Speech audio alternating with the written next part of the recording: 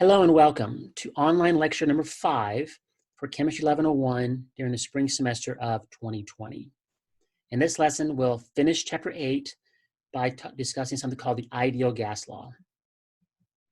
In the previous lecture, we introduced several gas laws that related volume, pressure, temperature, and amount to each other. Boyle's law related volume and pressure, an inverse relationship, as one increases, the other one decreases. Avogadro's law related volume and amount. They were directly proportional to one another. As one increases, the other one also increases. And finally, Charles's law, which relates volume and temperature. Like Avogadro's law, we also see a direct proportionality with Charles's law. As volume increases, temperature also has to increase, and vice versa. Well, we can combine these three relationships into one relationship where the volumes must be proportional then to the amount of the gas, number of moles of gas, the temperature of the gas, and then inversely proportional to the pressure of the gas. If that's true, then that means that the pressure of the gas times volume of the gas, the product of those two numbers, is proportional to the product of the number of moles in Kelvin temperature.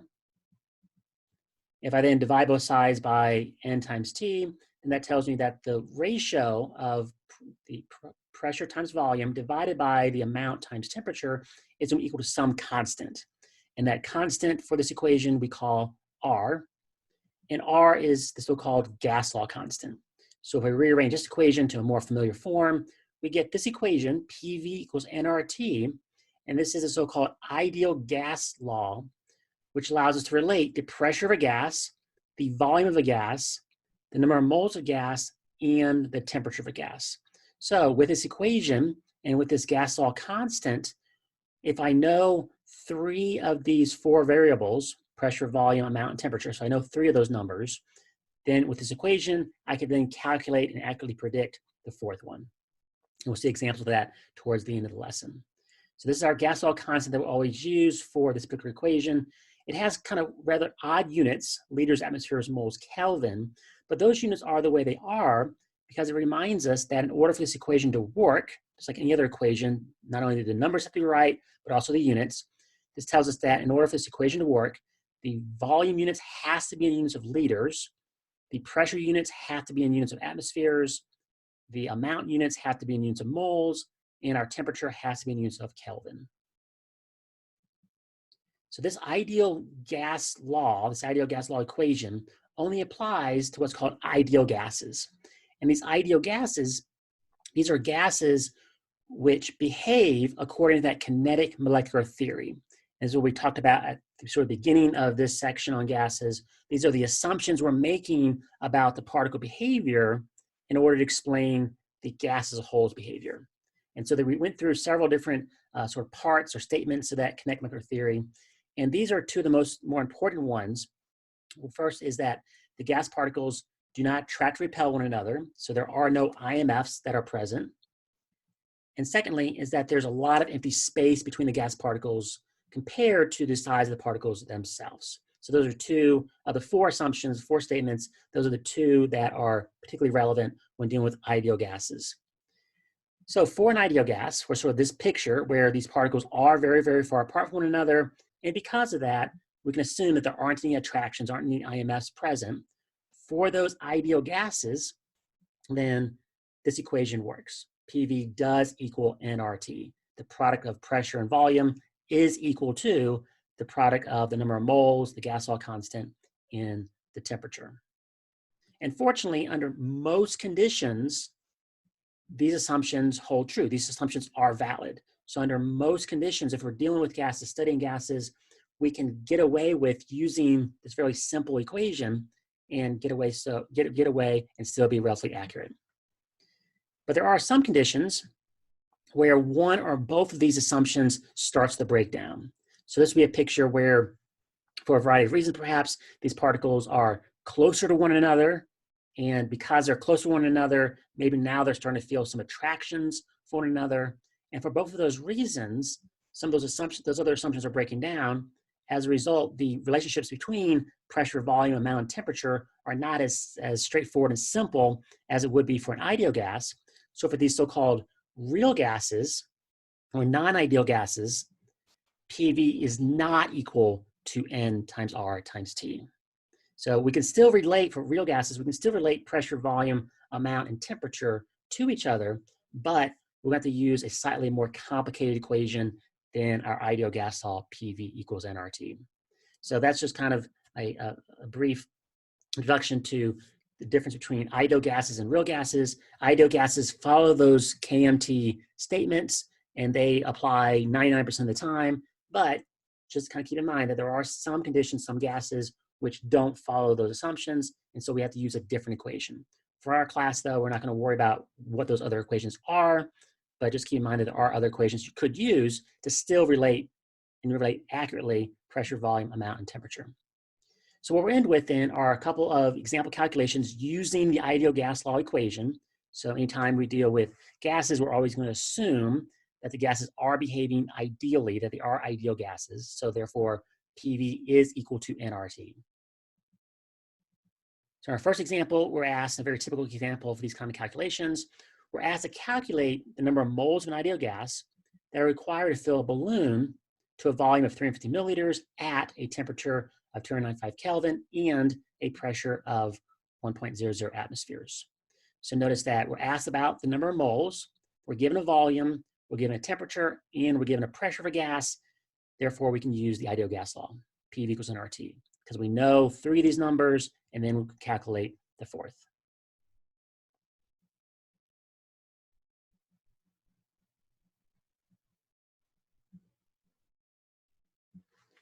So we go to our equation, PV equals nRT, and these are the numbers that were given to as part of the problem.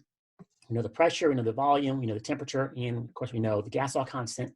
And we're asked to calculate how many moles of gas are needed to fill the balloon under these conditions.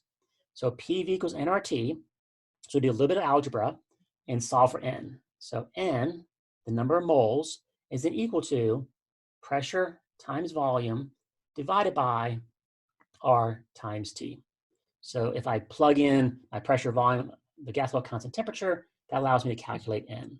But we want to be careful here because remember our units for R, liters, atmospheres, moles, Kelvin, which means that this equation, therefore this form of the equation, would only work if the units of volume are in liters, the units of pressure are in atmospheres, the units of amount are in moles, and the units of Kelvin, the units of temperature rather, are in Kelvin. So notice that pressure is in atmospheres, so we're good there. Temperature is in Kelvin, we're good here. But notice volume is not given in liters, but rather given in milliliters. So the number I want to plug in here for V, volume, is not 350 milliliters, because even though that is the right volume, it's not the right unit, but rather I want that volume to be in liters. So 350 milliliters, we know from the very beginning of this class, we convert from milliliters to liters, that in 1 liter of anything, for example, there are 1,000 milliliters, so I divide 350 by 1,000. And what I find then is that 350 milliliters is equivalent to 0.35 liters. So the number that I want to plug into my ideal gas law equation is going to be 0.350. So N is equal to pressure, 1 atmospheres,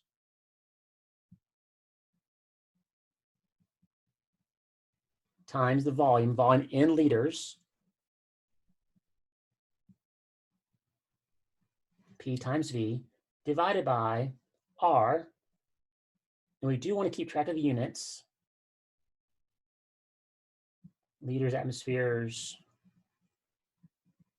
moles, Kelvin, times T in temperature and Kelvin, 295 Kelvin. So we plug in our numbers and notice that atmosphere units will cancel, liter units will cancel, Kelvin units will cancel, and all I'm left with are moles, which is exactly what I want for my equation. So when I plug those numbers in, we get 1 times 0.35, 1 times 0.35, divided by gas law constant, 0.08206, divided by 295, the temperature in Kelvin, gives me a value of 0.0144 moles. So that's how many moles of gas I would need in order to fill that balloon at this pressure, to this volume, and at that temperature. And then finally, the last sort of example calculation. Normally, if we were in class, I would give you some time to do this one on your own.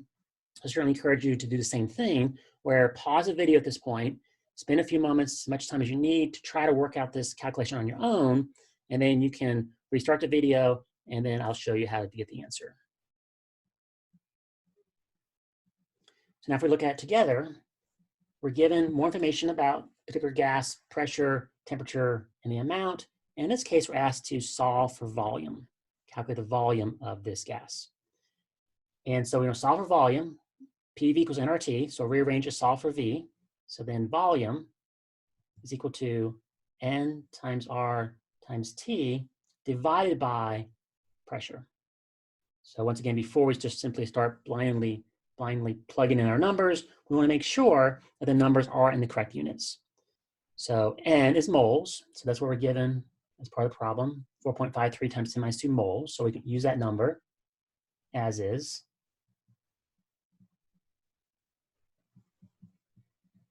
R is our gas law constant.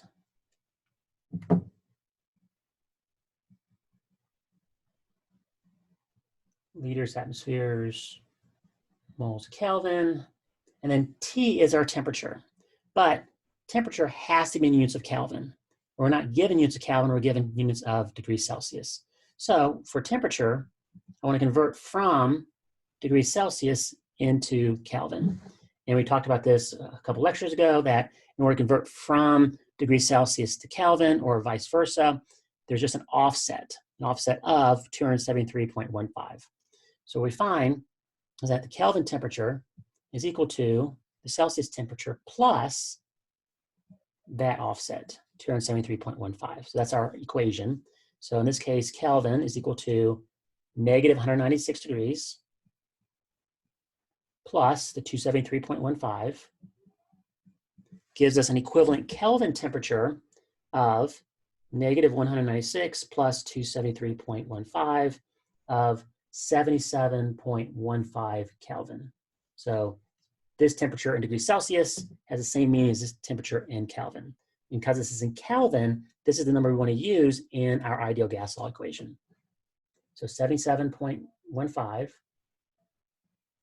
Kelvin divided by the pressure. And the pressure is 0.852. Kind of a typical pressure for Pocatello.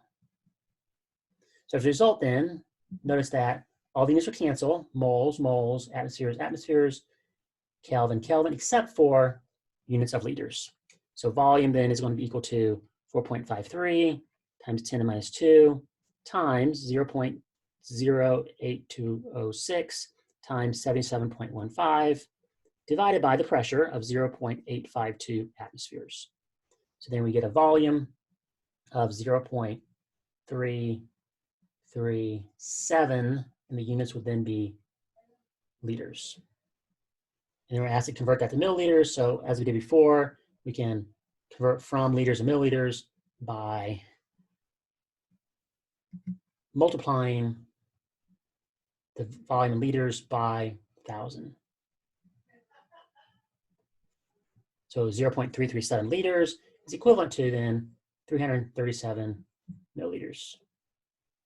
So that would be the volume of gas at this pressure, at this temperature, and that associated with that number of moles of gas. So those are two kind of quick examples of using this equation, using PV equals nRT, where in all the cases, I'll give you 3 of those 4 variables. We always know what R is, so either 3 of pressure, volume, amount, and temperature, and then you'll be asked to solve for the 4th one. Keep in mind that I'll give you the numbers. The units may or may not be the correct units, so you may have to do 1 or more conversions to convert from the given units to the units that you need. And the gas law units, gas law constant units, I'll remind you, volume has to be in liters, pressure has to be in atmospheres, amount has to be in moles, and temperature has to be in Kelvin.